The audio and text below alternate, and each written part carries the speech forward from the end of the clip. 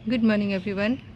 आप लोगों के साथ एक चीज़ ऐसी शेयर कर रही हूँ जो नॉर्मली कई लोगों को नहीं पता चल पाती है और उनके पौधे मर जाते हैं। और कुछ टिप्स शेयर करूँगी तो पूरा वीडियो देख लीजिएगा। वीडियो पसंद आते हैं तो प्लीज़ शेयरिंग ज़रूर करा करिए और आपके लाइक और कमेंट जो हैं हमें मोटिवेशन देते हैं वीडियोज़ बनाने के लिए। तो प्लीज़ ये चीज़ ज़रूर किया करिए, क्योंकि मेरे एक दो मोटिव ही हैं। एक तो सबके गार्डन को केमिकल फ्री करना है और एक जो हमारा आप लोग वेस्ट फेंक देते हो समझकर किचन का, उसको मैनेज कैसे करना है, उन्हीं की खाद बनानी है और हेल्दी पौधे रखना है और एकदम लो बजट में अपना गार्डन कैसे तैयार करना है, वही टिप मैं आपके साथ शेयर करती हूँ। तो पूरा वीडियो देख लीजिएगा। देखिए, आपको एक ये फल दिखा रही हूँ जो कि कुंदरू के जैसे लग रहा है। कुंदरू या परवल जिसे कह सकते हैं आप, उसकी तरह दिख रहा है, लेकिन ये टिंडरू है। इसे जंगली गुल ककड़ी भी बोलते हैं, गुल ककड़ी, और टिंडरू भी बोलते हैं। कि जब मैंने इसका वीडियो शेयर किया था तो कई लोगों ने परवल बोला, किसी ने कुंदरू बोला, किसी ने इसका सही नाम जो टिंडोला या टिंडरू कहा जाता है वो कहा। एक भैया ने ये भी कमेंट किया था कि ये जहरीला होता है, इसे खाइएगा मत। तो देखिए, जिस दिन मैं लेकर आई थी, जिसने मुझे तोड़ कर दिया था सब्जी वाले भैया ने, उन्होंने मेरे सामने खाया था। मैंने भी घर पर आके 2 फल खाए थे और जो मैंने कच्चे फल दिखाए थे उसमें से देखिए एक और ये बिल्कुल रेड हो गया है।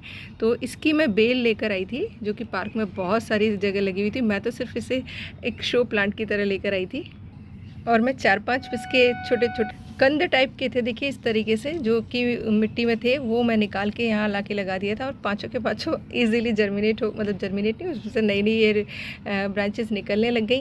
क्योंकि इस बेल पर आते हैं मॉर्निंग ग्लोरी की तरह वाइट कलर का फूल आता है और बड़ा ही खूबसूरत लगता है। तो मैं तो इस वजह से लेकर आई थी क्योंकि बेल भी बड़ी खूबसूरत थी। लेकिन फाइनली जब इसका फल देखा तो खुशी मिली, और सच बताऊँ तो इडेबल है। और मुझे पता है बहुत सारे जो हमारे बॉडी को चाहिए होते हैं न्यूट्रिशन, उनकी पूर्ति करता होगा। डिटेल वीडियो आप लोगों के साथ शेयर करूंगी, क्योंकि मैं किसी भी चीज़ को जब तक शेयर नहीं करती तब तक कि मैं उसमें 100% श्योर नहीं होती। तो जहरीला तो नहीं है ये तो 100% श्योर हूँ, क्योंकि मैं खा के अभी तक ज़िंदा हूँ। और जिन्होंने खाया उन्होंने कहा उन्होंने बचपन में बहुत खाया है। बेल देखिए आप, बड़ी ही तेज़ी से बढ़नी शुरू हो गई है। अब मैं आपको एक चीज़ दिखाती हूँ। इस टाइम पर हमारे गार्डन में हो रहा है एफिड्स का अटैक, जो कि पत्तों के नीचे होते हैं और जिन्हें हम रस चूसक कीट कहते हैं। ये मेरे यहाँ पर कद्दू पर आ रहे हैं और देखिए इसके ऊपर भी। मैं हमेशा आपको क्यों मना करती हूँ चींटियों को भगाने के लिए, क्योंकि चींटियों से ही हमें पता चलता है कि कहाँ पर इस तरीके के जो पेस्ट हैं वो लगे हुए हैं। और आप देख भी पा रहे होंगे क्लियरली कितने सारे हैं। अब ये जो चींटियाँ हैं इनको उठा उठा के ले जाएंगी खाने के लिए।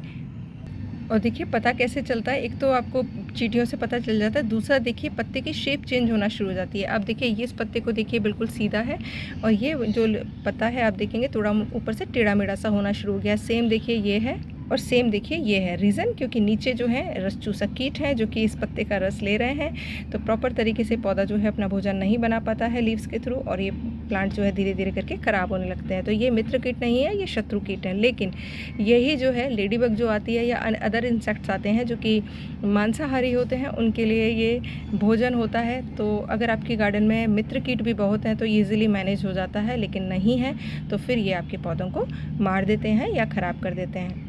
तो देखिए मैं तो क्या करती हूँ, स्टार्टिंग से ही नज़र रखती हूँ अपने पौधों पर, और जैसे ही ये आते हैं इनको तेज़ पानी के प्रेशर से हटा देती हूँ तो ये ख़त्म हो जाते हैं। और फिर मैं मिट्टी में भी कड़वा बायोएंजाइम डाल देती हूँ और पत्तों पे स्प्रे भी कर देती हूँ। और अगर बहुत ज़्यादा हो जाते हैं तो मैं सारी लीव्स को हटा देती हूँ और इन्हें कंपोस्ट बिन में डाल देती हूँ। देखिए ये मित्र कीट नहीं है, या फिर किसी पार्क में फेंक दीजिए, क्योंकि ये क्या होता है कि जहाँ पर बहुत ज़्यादा मित्र कीट हैं वो तो इनको खा जाते हैं। लेकिन हमारे गार्डन में अगर मित्र कीट बहुत ज़्यादा नहीं है तो इनको कंट्रोल करना मुश्किल हो जाता है और आपने इतनी मेहनत करके जो पौधा उगाया है वो ख़त्म हो जाता है कई बार, क्योंकि ये रस चूसक कीट होते हैं। तो बेस्ट तो यही रहता है इनको आते ही रोकथाम कर दिया जाए, जिससे कि ये आपके यहाँ प्लांट्स को ख़राब ना कर सकें।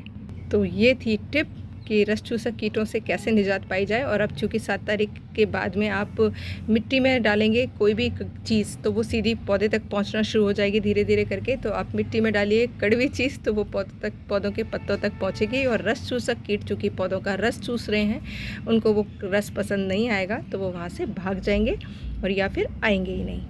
मैं बहुत ज़्यादा नहीं जानती हूँ, बट जो प्रैक्टिस कर रही हूँ और जो एक्सपीरियंस कर रही हूँ वही आपके साथ शेयर कर रही हूँ। अब एक दिखाती हूँ मैजिक। देखिए ये लास्ट ईयर मैंने अडेनियम की पौध लगाई थी छोटी छोटी सी, और अब देखिए छोटे से कुल्हड़ में लगी हुई है। इसके अंदर 2 पौध लगी हुई हैं। ये देखिए एक ये पौध है और एक ये पौध है, और इसके अंदर देखिए कली बन रही है, यानी कि इस पर फूल आएगा।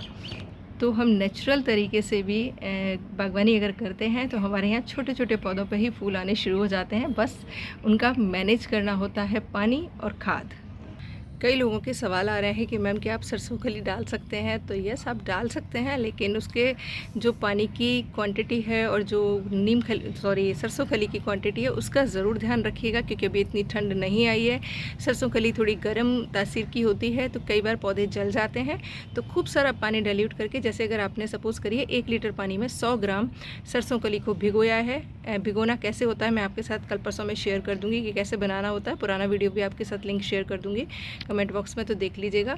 और उसको 10 गुने पानी में यानी 10 लीटर पानी में मिक्स करके आप सारे पौधों पे दे सकते हैं। छिड़कने का काम मत कीजिएगा, क्योंकि मैंने देखा है कई बार पत्ते जल जाते हैं। और भाई मेरे यहाँ तो बायो एंजाइम इतना बढ़िया काम करता है कि मुझे बहुत ज़्यादा ये सब चीज़ें करनी नहीं पड़ती है, बट फिर भी मैं दूंगी एक बार, क्योंकि मेरे पास रखी हुई है सरसों खली। कैसे दूंगी शेयर करूँगी। और ये देखिए कितनी खूबसूरत सी मकड़ी, बहुत सारी हैं, बहुत सारी वैरायटी की स्पाइडर्स हैं मेरे यहाँ पर, जो कि इंसेक्ट्स को खाने का काम भी करती हैं और कई बार नुकसान भी कर देती हैं, पौधे पे जाला बना देती हैं, खासकर मैरीगोल्ड, जिससे कि पौधे ख़राब हो जाते हैं। पर ध्यान रखेंगे तो ये आपके गार्डन में जो कीट पतंगे हैं हार्मफुल, उनको कंट्रोल करने का भी काम करेंगी। एक और क्वेरी है कि मैम इस टाइम पे मॉर्निंग ग्लोरी लगा सकते हैं? तो देखिए लगा लीजिए, जर्मिनेट भी हो जाएगी, लेकिन स्टार्टिंग से ही उसमें फ्लावरिंग स्टार्ट हो जाएगी, क्योंकि ये पीक टाइम है फ्लावरिंग का। और ये देखिए छोटे छोटे से पौधों पे भी आई, आप देख रहे हैं कलियाँ आनी शुरू हो गई हैं। और मैंने ये क्यों लगाई थी, क्योंकि कुछ पौधों के मुझे बीज चाहिए थे, और मुझे पता है कि ये छोटे छोटे पौधों में ही फूल आ जाएंगे, बीज बन जाएंगे। तो मेरे पास एक बीज जो मुझे मिला है उससे 3 या 4 बीज मल्टीप्लाई हो जाएंगे, जिससे कि नेक्स्ट टाइम मैं इन बेलों को लगाकर खूब सारे बीज मल्टीप्लाई कर सकती हूँ और आप लोगों के साथ शेयरिंग कर सकती हूँ। तो मैंने तो लगा दिया है, आप अभी लगा सकते हैं, क्योंकि तेज़ ठंड में ये डोरमेंसी में चले जाती हैं और ख़राब भी हो जाती हैं। और वैसे भी अलग अलग जगह का अलग अलग टेम्परेचर होता है, उसके अकॉर्डिंग भी ये प्लांट जो होते हैं परफॉर्म करते हैं अपना। तो आपके यहाँ अगर नॉर्थ इंडिया की तरह बहुत ठंड नहीं पड़ती है तो लगाइए और फूलों का आनंद लीजिए। और आई होप वीडियो पसंद आया होगा, इन्फॉर्मेशन पसंद आई होगी तो लाइक कमेंट एंड शेयर ज़रूर करा करिए। और ये देखिए आज तोड़ लिए हैं फूल, जिनमें आ रही हैं बहुत सारी चींटियाँ, जिनको धोकर अच्छे से फिर मैं इनको सुखा लूँगी सर्दियों में चाय के लिए। और आपको किन टॉपिक्स पर वीडियोस चाहिए तो प्लीज़ कमेंट बॉक्स में लिखिएगा ज़रूर, क्योंकि मेरे बहुत सारे वीडियोस बने हुए हैं, उनके मैं लिंक दे दूँगी। और कुछ नई इन्फॉर्मेशन होगी तो डेफिनेटली शेयर करने की कोशिश करूँगी। Once again thank you, channel पर बने रहिएगा अगर आपको इन्फॉर्मेशन पसंद आती है। और हाँ, प्लीज़ केमिकल डालना बंद कर दीजिए, केमिकल की ज़रूरत नहीं है गार्डन में।